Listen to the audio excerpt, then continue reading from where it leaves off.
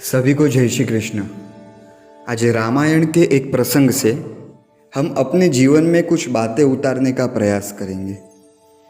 तो जैसे कि हम सब जानते ही हैं कि वनवास के दौरान माता सीता एक सुवर्ण के मृग को देखती है, सोने की हिरण को देखती है और उसमें सीता माता मोहित हो जाती है और सीता माता भगवान राम से हठ करती है कि मुझे ये सुवर्ण का हिरण चाहिए ही।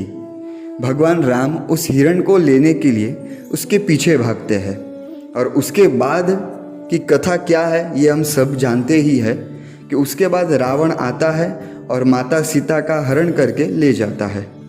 बस इस प्रसंग से हमें यही बात समझनी है कि हमारे सभी दुखों का कारण एकमात्र है और वो है असंतुष्टि।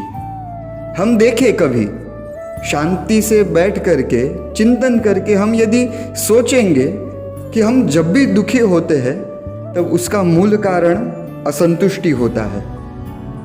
हम हर बार असंतुष्ट होते हैं अपने धन से, अपने सामर्थ्य से, अपने पद से, अपनी प्रतिष्ठा से। इतना ही नहीं, हम तो इतनी छोटी छोटी बातों पर भी दुखी होते हैं, असंतुष्ट होते हैं कि वो तो पतला है, मैं मोटा हूँ, वो दिखने में सुंदर है, वो दिखने में अच्छा है या अच्छी है, मैं दिखने में इतना अच्छा नहीं हूँ, उसके बाल इतने अच्छे हैं, मेरे बाल इतने अच्छे नहीं हैं। मेरे भाई के पास, मेरे मित्र के पास, मेरे बाजू वाले के पास, मेरे परिवारजनों के पास इतना धन है, वे इतने पैसे वाले हैं और हमारे पास तो कुछ भी नहीं है। उनके पास तो बड़ी बड़ी गाड़ियाँ हैं, हमारे पास तो इतनी गाड़ियाँ भी नहीं है।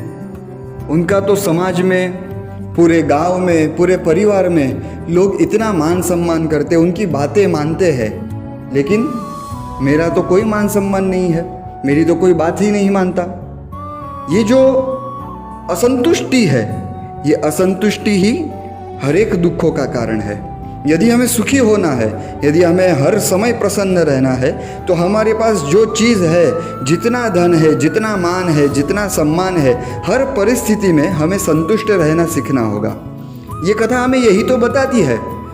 माता सीता के पास तीनों लोकों के स्वामी स्वयं भगवान श्री राम थे, फिर भी सीता माता उस सुवर्ण के हिरण में लालायित हो गई, लोभ हुआ, मोहित हो गई और परिणाम क्या आया? तो सीता माता भी दुखी, भगवान श्री राम भी दुखी, लक्ष्मण भैया भी दुखी, सभी दुखी दुखी हो गए। तो जो चीज़ हमारे पास है उसमें हमें संतुष्ट रहना होगा, तभी तो हम सुखी हो पाएंगे। तो जो चीज़ हमारे पास है उस चीज़ का हम महत्व समझें, उस चीज़ को महत्व दें और अपनी चीज़ को सबसे श्रेष्ठ समझे। हमारे पास जो भी है, जितना भी है, उसे हम महत्व दें। दूसरों के बंगले को देख करके अपनी कुटीर कभी भी जलाई नहीं जाती। यदि ऐसा कोई करता है तो वो दुख ही पाता है और कुछ नहीं पा सकता। बस ये बात हम अपने जीवन में उतारें और आगे बढ़े, प्रसन्न रहे। सभी को जय श्री कृष्ण।